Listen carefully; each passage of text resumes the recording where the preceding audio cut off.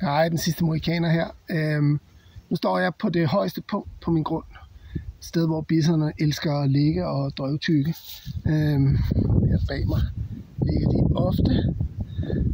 Og der kan de skue ud over deres rige, som går derned til. Kan vi se mine fingre? Cirka de træer der. Og det er mit hus. Jeg kan ikke pege på den her. Som man vil kunne se her, så er der masser af græs heroppe stadigvæk.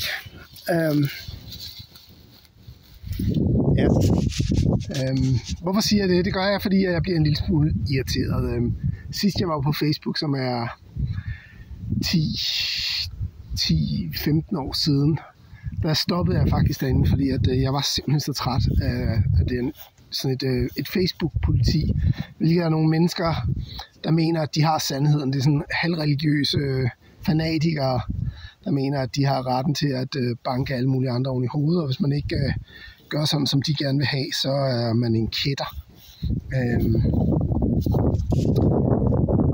Jeg blev skudt i skoene, at jeg havde industri her. Altså det, som I ser her, det er industriområdet. At jeg var en idiot, og så lå det så mellem linjerne også, at jeg også var dyrmishandler. Og det har noget med en masse ting at gøre, som jeg ikke gider at komme ind på her. Jeg overtog de her 6 hektar, som jeg har. Jeg har også herinde, så har jeg ned til. Dem overtog jeg, der var det konventionelt dyrket jord. Da jeg kørte rundt herude i starten og harvede for så græs over det hele, fordi det var, hvad jeg troede, man skulle gøre. Jeg vidste ikke bedre dengang. Der fandt jeg rigtig mange poser med døde hoveder på og store krydser. Men jeg har sået økologisk græs, fordi jeg gerne vil være økolog, fordi jeg er københavner, og igen ikke vidste bedre. Det er jo ikke for at afsløre noget som helst, men det at være økolog er jo sådan set bare et blåstempel fra statens side om, at man ikke har brugt det gift i fodret. Ja, gift siger jeg. Altså, nu skal man måske også lige slappe af. Men der er i hvert fald ikke brugt sprøjtemidler og traditionel gødning på marken. Jeg gøder med hestegødning. Altså, den gødning, mine heste producerer, er jeg kan lave en stribe over på den mark herovre. Så den kører en fra gang ned med traktoren. Cirka sådan 4 meter stribe. Det er, hvad de producerer på et år. Det slår ikke til. Så jeg gøder jo, udover det, gøder jeg ikke. Jeg overtog, det var konventionelt dyrket marker, jeg overtog, som blev pløjet og sprøjtet og gødet hvert år. Og nu er her rigtig meget, der er meget græs, og det er en af de ting, jeg er lidt ærgerlig over, at jeg ikke vidste bedre, at jeg skulle have plantet mere, eller have sået. Det bliver det jo nok, medmindre det er træer. Ja, dem vil jeg faktisk også gerne have flere af. Jeg ved ikke, om man kan se den lille skov, der ligger hernede. En lille klynge af træer, der er en 50 nåletræer cirka. Dem vil jeg gerne have kørt hele vejen op til hvor traktoren står. Med alt muligt blandet løv og nål og alt muligt andet. Så det bliver mit næste projekt. Men det var fra konventionelt dyrket jord til økologisk græs. Og jeg er godt klar over, at græs ikke er nogen speciel lækker plante. Det er en monokultur. Den dræber stort set alt andet. Dog vil jeg sige, at når du så har store græsser på, så laver de jo de her, de hedder bison wallows på engelsk. Jeg kalder dem bison huller. Nu skal jeg se, om jeg kan finde ud af at filme sådan en. Der. Det her, det er simpelthen et hul, som bisonerne har lavet. Der har været græs, ligesom alle andre steder. Og så har de rullet sig i det. Og det gør de af 2 forskellige årsager. Jeg troede faktisk kun, det var en årsag, men nu læser jeg lige min bog i går, at der sandsynligvis er en årsag mere. De gør det for midder og lus og lopper for at få dem ud. Men de gør det også for om sommeren at danne et lag i deres pels, der skal skærme mod varme. Bisonerne er jo sorte og meget, meget mørkebrune. De bliver utrolig varme om sommeren. Og folk spørger jo tit mig, jeg har en nabos kone, der bor hernede, som er meget nervøs for, at de ikke har noget hus, de kan gå ind i, mine bisoner. Men de vil ikke have et hus. Det er jo prægedyr. De er vant til at være ude hele året. En gang imellem bruger de skoven dernede. Mest jeg kløser på træerne, vil jeg sige. Og æde barken. Og slås lidt med dem. Det gør de også. Lidt mere bisonuld her. Men altså, vejr og vind bruger de det ikke i. Nå, om sommeren anyway, på prærien, hvor de stammer fra, bliver der utrolig varmt om sommeren og utrolig koldt om vinteren. Så det de gør om sommeren er, at de ligger sig bare et sted. Og så ligger de sig bare, og så prøver de at ånde varmen ud. De kommer også af med varmen via vand. Altså, der kommer enormt meget vand ud af dem, derfor skal de også drikke rigtig meget om sommeren. Det er derfor, jeg også laver 2 vandhuller på min mark,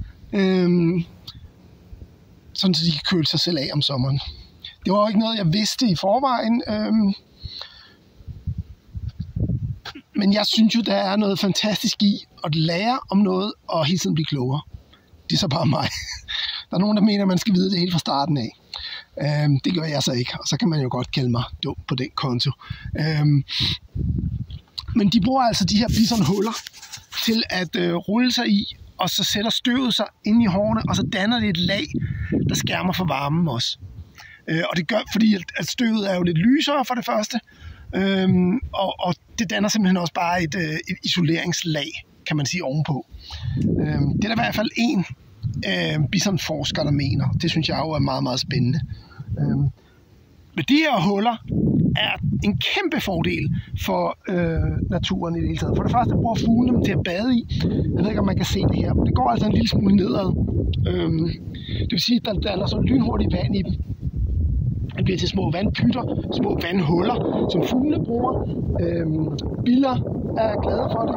Om sommeren er der 4 ben, der sætter sig her. Krybdyr, der sætter sig her for varme. Så jeg har en hel del. Jeg har 4 ben. Jeg har også en hel del salamander nede fra min å dernede.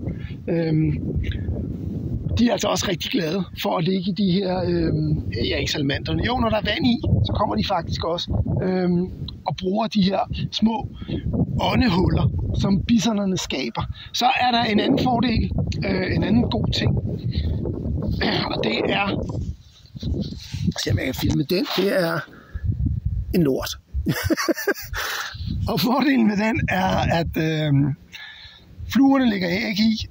Der er en masse biller, der bor inde i dem faktisk. De graver gange ind i dem. Hvis man lige vender en om, så kan man simpelthen se, der er gangsystemer inde i. De ligger også æg derinde. Så der er en masse insekter, der bruger bisons gødning til at til føde og til at som bosted. Derudover, og det skal jeg prøve for første gang til sommer, så kan man samle dem op om sommeren, smartest om sommeren, tørre dem i solen simpelthen, og så kan man brænde dem. Indianerne brugte dem som brændsel. Det var simpelthen det, de fyrede op med, når de lavede mad. Det var bisonlort. Så det skal jeg selvfølgelig også prøve, det er klart. Derudover, så har fuglene stor glæde af at sætte sig ned og finde insekterne inde i bisonkagerne, bisonlorten. Så her kan man se en fugl, der har været i gang. Den har simpelthen splittet det hele ad. Og det er jeg jo glad for, fordi så bliver gødningen spredt ud over et større område end kun lige der, hvor lorten er landet. Altså det her med, at det fik jeg så også skudt i skoene, at de har jo fuldstændig overgræsset området. Det har de altså ikke. Der er stadigvæk en masse af græs. Fordi det kommer ind på, hvordan du græsser det. Det kommer ind på, hvordan du gør det. Jeg har 5 folde, og i år var min intention, at de skulle være 20 dage i hver fold. i år var vejret så fuldstændig fantastisk. Det var sol og regn og sol og regn og sol og regn, og græsset groede bare, og de kunne overhovedet ikke følge med.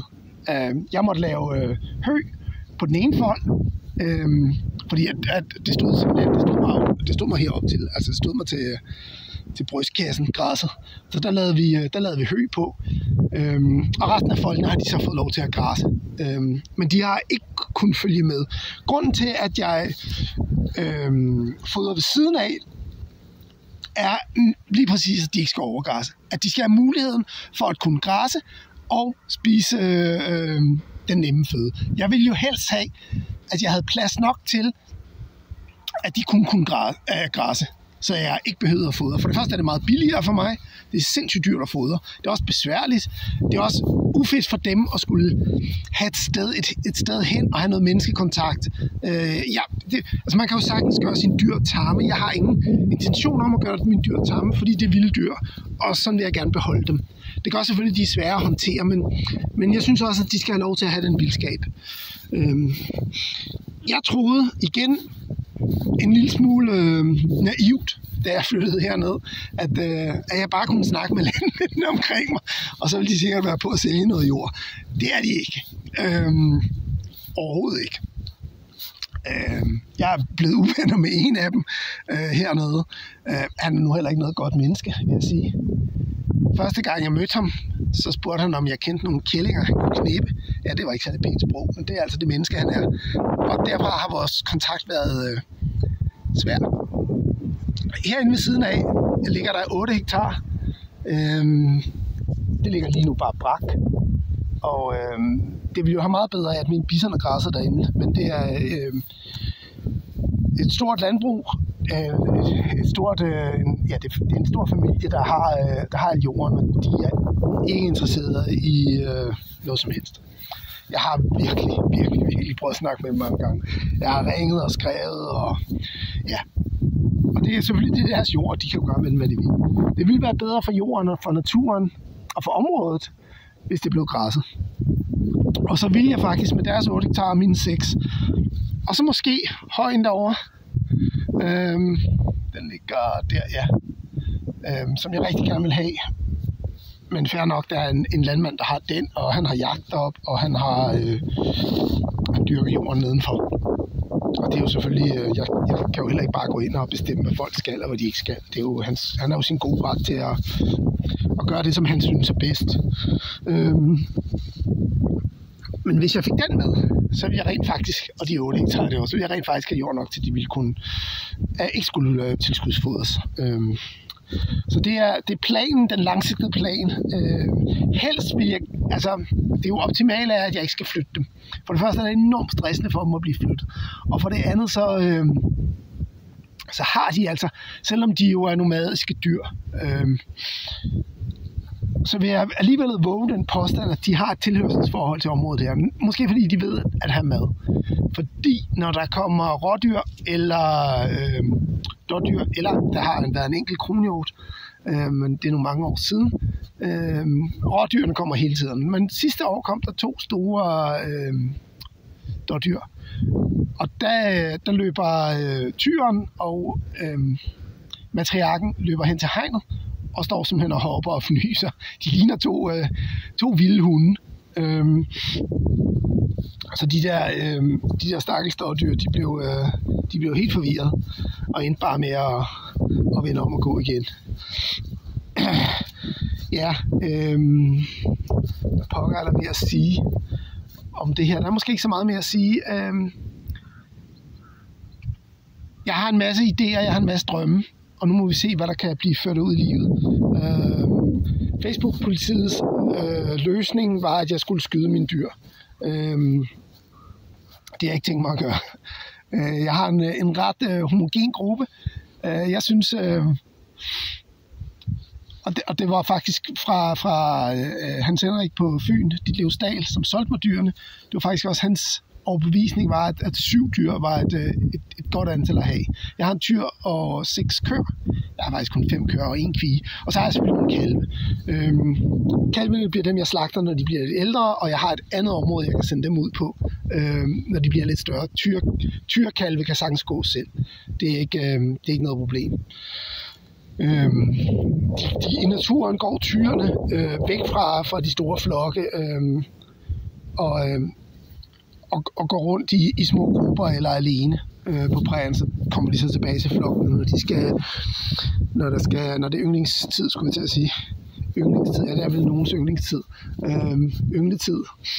Når det er paringstid. Det var det ord, jeg lidt efter. Jeg har haft bisoner i 3 år nu. 3 år, ja. Og jeg har lært utrolig meget. Jeg har snakket med mennesker i USA. Jeg har selvfølgelig snakket med bisonfolk herhjemme. Jeg har snakket med mennesker i Tyskland, Schweiz, Frankrig. Det er vist det. Og jeg prøver hele tiden at værge mig ny viden og finde ud af, om der er andre måder at kunne gøre tingene på. Det, som har været min største udfordring med hensyn til bisonerne, er, at man skal have en fangefold. De skal jo øremærkes, og hvis der sker et eller andet med dem, så skal en dyrlæge kunne komme til dem. Og det er svært at skyde en bedøvelsespil ud på en af dem, fordi at resten af flokken simpelthen bare vil beskytte. Det kan selvfølgelig godt lade sig gøre, men det er heller ikke en god løsning. Så jeg har prøvet at finde ud af, hvordan jeg kunne øremærke uden at stresse dem synderligt. Og jeg tror, jeg har fundet en jeg ved det ikke. Nu prøver jeg noget i hvert fald, og så må vi se, om det virker, eller om det ikke virker. Man kan jo prøve sig frem. Jeg har et stykke herinde, som jeg har... Så skal jeg ud og pege der, ja. Der er cirka 1 hektar eller halvanden, som er lukket af for dem lige nu. Og det åbner jeg op for lidt senere, når vejret bliver lidt dårligere, sådan så de kan gå derind. Og der vil så være ikke rigeligt græs, men der er i hvert fald græs til en måneds tid. Det I se her, så har jeg så lige kørt igennem traktoren, men der er så endnu et bisonhul. De er faktisk mange steder. De her stolper, var der en stolpe med i billedet? Ja, der. Flot. De står hele vejen ned. Det er faktisk nogen, der stod her, da jeg flyttede. Man kan simpelthen se, at de har lavet en sti. Bisonerne er gået på, at de går fra stolpe til stolpe. De elsker at kløse op af dem. Tyrene gang med dem tager også en slåskamp med dem. Og de står altså alle sammen. Efterhånden de stod bumfast, da jeg overtog, og nu er det ikke. Nu står de alle sammen og rokker, fordi at de her dyr er hårde ved dem. Og den her er ikke så slem. Men det er godt for dem. Altså skoven dernede er jeg jo... Det vidste jeg heller ikke, da jeg overtog. Men jeg er ret glad for, at den er der. Bisonerne bruger dem, og der bor en natteugle dernede. Jeg har også en ræv, som ofte krydser ind over min grund. Så har jeg selvfølgelig fasaner, men de er overalt. De er som rotter. Så har jeg rigtig, rigtig mange af. Harerne har ligesom fundet ud af, at herinde hos mig, der bliver man ikke skudt. Der er selvfølgelig bisoner, men det kan de leve med. De kan godt leve i sådan en fin symbiose med hinanden. Så dem har jeg rigtig, rigtig mange af. Jeg ved sgu ikke, der har været jagt de sidste par dage. Altså jeg ved sgu ikke om... Ikke inde hos mig, men på alle de omkringliggende områder. Jeg ved ikke, om de har plukket dem alle sammen. Jeg synes, det er et stykke tid siden, jeg har set dem. Der er så heller ikke så højt græs mere, kan man sige. Så har jeg agerhøns også. Det havde jeg ikke, da jeg flyttede herud. Der var ingen agerhøns.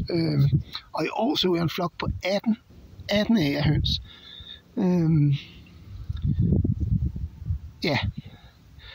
Så at sige, at jeg driver industri, det kan man har jo ytringsfrihed, man kan jo sige, hvad man vil, ikke? Det er måske lige at sætte det på kanten. Kunne jeg gøre det bedre? Ja, det kunne jeg bestemt. Arbejder jeg derhen af? Ja. Jeg er sgu ikke særlig rig. Jeg har brugt alle mine penge på bison. Jeg har så købt det her sted selvfølgelig. Så vi må tage det lidt ad gang. Og så jeg arbejder jo konstant og hele tiden opsøgende, snakker med folk. Jeg er jo i god dialog med Næstved Kommune og har sagt til dem, at det vil være en rigtig god idé at sætte bisoner ud nogle steder, og sådan så folk kan komme og se. Men problemet er, at der er offentlig tilgang på de fleste områder, de har, og det duer altså ikke. Altså man kan ikke gå tur herinde med klapvogn og familien. Det går bare ikke. Altså det meste af tiden er de jo meget, meget rolige og søde og ligeglade, og mig kender de, og jeg kan komme rigtig tæt på dem. Jeg kan endda røre ved nogle af dem. Det er ikke noget, de gider. Men de er nysgerrige også. Også nysgerrige på mig. Jeg er herude stort set hver dag, så min datter kender de også. Men hvis der kommer andre, så bliver de meget, meget mistænksomme. Jeg havde min erfargruppe med hernede for et stykke tid siden, hvor vi var 10 mennesker. De lå her bisonerne, og så var vi 10 mennesker lige inde på den anden side af hegnet. Og sindssygt, der var de altså oppe og køre tyrene. Fuldstændig. Og matriarken Lone Ranger, hun var også fuldstændig op at køre. Altså det er bare mig, så de ligeglade. Så man kan ikke have dem et sted, hvor der er offentlig tilgang. Man bliver nødt til at have dem i en lukket sted. Det er svært for andre kvægfolk at forstå. Det var det i hvert fald i min erfargruppe. Jeg tror, de forstår lidt bedre, efter de har været at se. Men det er svært for dem at forstå, at man ikke bare kunne gå ind og øremærke kalven, når den var lille. Det er også det, jeg elsker ved dem, ikke? Fordi de er vilde, og de er utrolig beskyttende over for deres kalve. Nu begynder jeg at kunne komme lidt tættere på kalven nu. Men kalven har ingen tillid til mig, og gemmer sig bag mor lige så snart jeg kommer. Men igen, det er jo ikke noget, jeg prøver ikke at gøre dem tamme, fordi jeg godt kan lide, at de har den her, de sig selv. Jeg er et element, som er i deres verden, og jeg gør dem ikke noget negativt. Og som sådan, så er det okay, jeg er der. Tyren er ret farlig, når køerne er i brunst. Så skal man altså bare holde sig væk. Altså, han kan løbe langs hegnet som sådan en gal hund. Hvis jeg går en tur her, og der er en ko i brunst. Han bliver fuldstændig vanvittig. Jeg har været fanget inde i foderburet en gang, hvor nu står foderburet, er det der? Det var den forkerte vej. Det var den vej. Ja, mere den vej. Det er også lige meget. Det står dernede.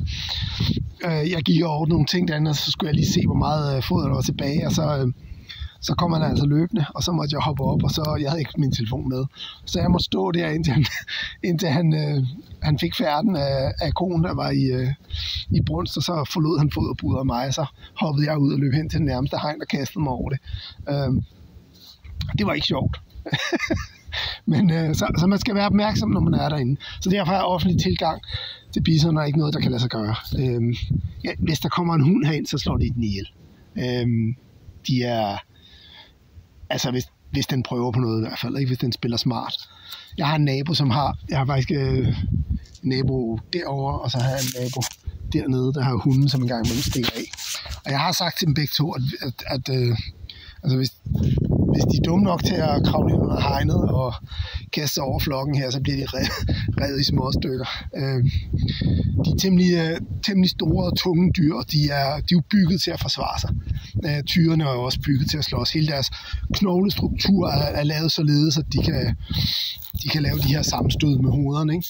Og snakker vi om, de vejer cirka et ton stor tyr. Min er ikke fuldvoksen nu, han er jo kun 4 år. Lige omkring 4 år, ja. Han er ved at være der. Han kommer derop af. Men de får ikke kraftfoder mine. De får kun græs. Altså i form af græs, i form af hø og i form af vrap. Så de får ikke noget ekstra, der får dem til at vokse stærkere eller til at gøre dem større. Så de er lidt mindre end bisonerne, der får kraftfoder. Men det kommer med tiden. Altså tyren vokser indtil han er 7 år cirka. Så er han fuldvoksen. Så er de også en ordentlig klippert. Ja, men de skal jo kunne holde til, at de støder hovederne sammen. To tyre på cirka 1 ton, ikke? Med fuld kraft løber mod hinanden og banker hovederne sammen. Og det kan de holde til. Og det er blandt andet derfor, at de har så meget pandehår. Han har sådan en lækker Elvis-frisyr, min tyr. Det er simpelthen for at absorbere stødet, når de konkurrerer om køerne. Og så har de det samme på benene, har de noget enormt langt hår, som gør det samme, fordi at hoved og ben på en bison hænger ret meget sammen. Stødet går ned igennem benene simpelthen. Så alt det her hår på benene er med til at absorbere stødet, når de støder hovederne sammen. Det er jo enormt fascinerende, enormt spændende, og det er et dyr, som jeg finder i hvert fald enormt spændende at lære mere om. Jeg lærer ret meget af at observere dem. Specielt rangorden i flokken. Der er jo en meget skarp rangorden. Og dem, der er nederst, det er dem, der er tyndest. Sådan er det. På nær lige Maj-Brit, som er rigtig god til at luske sig til at spise. Og det er svært at gøre noget ved, men man kan afhjælpe det en lille smule ved, at det gør jeg en gang imellem. Om vinteren ruller jeg, det kan jeg vise, når jeg gør det, ruller jeg simpelthen vrapballerne ud, i stedet for at lægge dem ned i foderburet, så ruller jeg dem ud på græsset, så de ligger i sådan en, hvad er sådan en rapball, den har været 25 meter eller sådan noget. Fordi at så kan tyren og matriarken ligesom ikke holde øje med det hele. Det kan de simpelthen ikke. Det kan de ikke nå. Det gør så, at de andre får lov at spise, så der er et sted, alle kan komme til. Det afhjælper det lidt. Men altså, der vil altid være nogle dyr, der er svagere end de andre. Det er naturens orden, og det bliver man bare nødt til at acceptere. Medmindre man vil fodre dem med... Og prøv at høre, der er ikke nogen forkert måde at have dyr på. Jeg er ikke meget for dyr, der er indenfor. Det synes jeg er synd. Men jeg tror også, jeg har lært i det her, at der findes mange landmænd, der findes mange mennesker, der findes mange måder at have dyr på, og der findes mange tilgange til det. Og det er rigtig, rigtig nemt at sætte sig på i retfærdighedens høje sæde og være Gud, den almægtige, der bestemmer, hvad andre skal og ikke skal. Jeg bryder mig ikke om grise, der er indspærret, men så jeg jo så alligevel den her video fra Danmarks Radio, hvor der var en tysker, som jo havde en enorm god kontakt til sin grise. Altså en enorm kærlighed til dem. Og det betyder bare rigtig meget. Det betyder jo ikke, at grisene så har et formidabelt liv, men det er jo klart, at man får et bedre liv, hvis man får en smule kærlighed og opmærksomhed. Og lidt det samme, jeg prøver at gøre med bisoner. Jeg prøver ligesom at give dem respekt og kærlighed og opmærksomhed. Ja. Det var en lang video herfra. Hold nu kæft. Men vi nåede også vidt omkring. Vi snakkede om mange ting. Jeg ved ikke, om man kan se højen bag mig nu. Det er der, de ligger. Det højeste punkt. De elsker at være heroppe. Og jeg forstår det også godt, for det er fandme en dejlig udsigt. Altså. Så vi fik så mit store grøde hoved ud af ligningen. Man kan se havet derude. Se, hvis jeg kan. Ja. Derovre ligger det. Så der er havudsigt fra min grund. Og så nu går i tankerne. Jeg kunne også godt lave det fra mit hus, men jeg har en række træer, som står bagved. Det er vesten. Det her, det er vest. Så når vinden kommer fra vest, så kommer den altså direkte ned fra havet. Og så kommer den stort set, som I kan se, er der ikke mange træer ud over mine. Det gør altså bare, at den jeg ved ikke, hvorfor jeg peger på min skov nu. Der. Ej, hold kæft, jeg er dårlig til det her. Så den kommer stort set uhindret fra havet og hen over alle marker, og så rammer den bare smask mit hus lige i sylten. Så jeg er rigtig glad for den gruppe træer, der står foran mit hus. Der er en grund til, at de er blevet plantet der for et stykke tid siden. For ja, der står et kæmpe stort kastanjetræ blandt andet. Der står også nogle egetræer. En 100 år siden, de blev blandet. Og det der er en god årsag til, det er simpelthen for at tage vind. Nå, nu vil jeg stoppe med at snakke, for jeg kunne blive ved. Blabberløs i timevis. Nej til Facebook-politi. Jeg gjorde simpelthen bare det. Jeg blokerede personen, og så kan han jo sejle sin egen sø. Så kan man gå rundt og prøve at prædike sin religion over for nogle andre. Det må han jo sådan set selv om. Det skal han igen have lov til. Jeg gider bare ikke at høre på det. Ligesom jeg ikke gider at høre på Jehovas vidner eller andre religiøse fanatikere. Men derfor skal de have lov til at tro, hvad de tror. Jo. Det er vigtigt. Det er meget vigtigt. Okay. Tak for i dag. Vi ses. God dag. Hej.